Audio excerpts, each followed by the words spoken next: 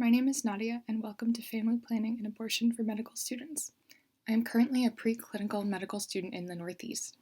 I created this video series because I'm passionate about reproductive health and justice, and I believe that all medical students should be informed about family planning and abortion as it pertains to medicine, regardless of their intended medical specialty. Through my school's chapter of Medical Students for Choice, it has come to my attention that many programs do not teach these topics as part of their mandatory curriculum. So, my intention with this video series is to help preclinical medical students build a foundation of knowledge in the topics of family planning and abortion before their third-year OBGYN clerkships, regardless of whether or not their medical school has taught these topics already. Although I'm intending this information to be for medical students, anyone should feel welcome and free to watch. I'll be covering the following topics throughout the series: family planning and contraception, sterilization, barriers to contraceptive use, the epidemiology of unintended pregnancy, and I'll be sharing some counseling resources as well, methods of abortion, and the public health impact of the legal status of abortion. And then in a final video that I plan on adding at some point after my third year rotation, sort of about my experiences as a third year with these topics. So this list was made using standards created by the Association of Professors in Gynecology and Obstetrics, which stands for APGO for short. So we will be covering topics 33 and 34 of APGO's educational objectives, which are family planning and abortion, respectively. The learning objectives and specific APGO objectives will be stated at the beginning of each video. These are the objectives for family planning.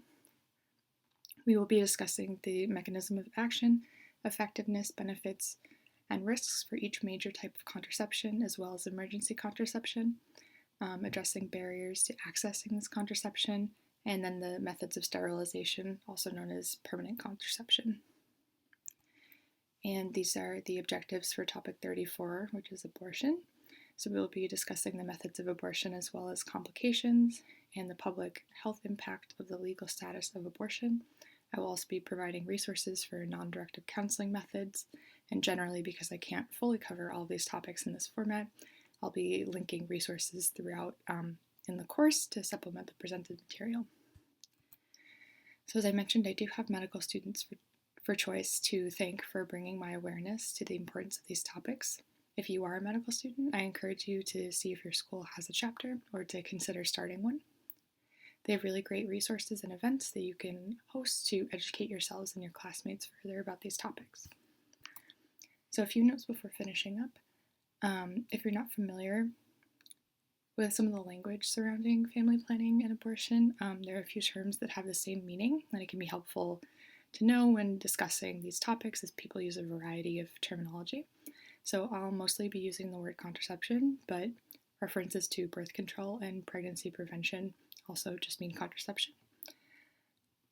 I will mostly be using the word abortion or induced abortion, but you might also hear this referred to as elective pregnancy termination or just pregnancy termination.